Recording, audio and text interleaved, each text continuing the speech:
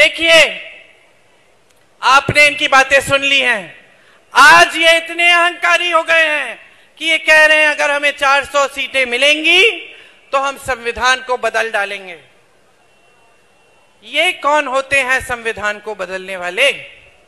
ये संविधान आपका है, ये संविधान इस देश का है, ये संविधान इस देश के किसानों, गरीबों, इस देश की हर वासी का है।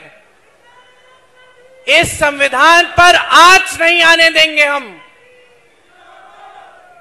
इसीलिए आप समझ लीजिए, इन्होंने सिर्फ और सिर्फ 10 सालों में लोकतंत्र को कमजोर करने का काम किया है।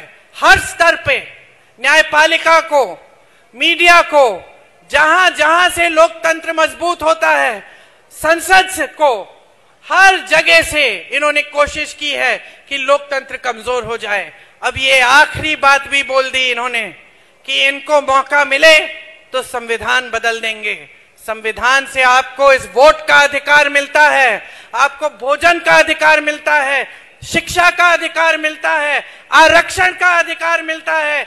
संविधान आपका सुरक्षा कवच है। समझ लीजिए गहराई से इस बात को, क्योंकि इनका कोई भरोसा नहीं है। जो किसानों पर इस तरह से वार कर सकता है, जो वार इन्होंने 10 सालों से किया है, वो कुछ भी कर सकता है। इन पे भरोसा नहीं कर सकते। देखिए, आपने इनकी बातें सुन ली हैं। आज ये इतने अहंकारी हो गए हैं कि ये कह रहे हैं अगर हमें 400 सीटें मिलेंगी तो हम संविधान को बदल डालेंगे। ये कौन होते हैं संविधान को बदलने वाले? ये संविधान आपका है, ये संविधान इस देश का है, ये संविधान इस देश के किसानों, गरीबों, इस देश की हर वासी का है। इस संविधान पर आंच नहीं आने देंगे हम।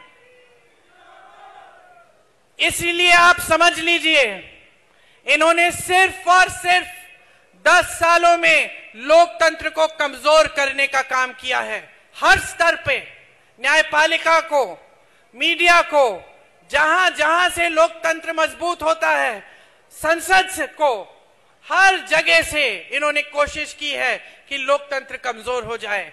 अब ये आखिरी बात भी बोल दी इन्होंने कि इनको मौका मिले तो संविधान बदल देंगे।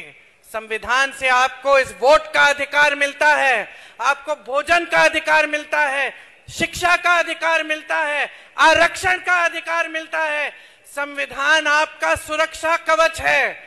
समझ लीजिए गहराई से इस बात को, क्योंकि इनका कोई भरोसा नहीं है।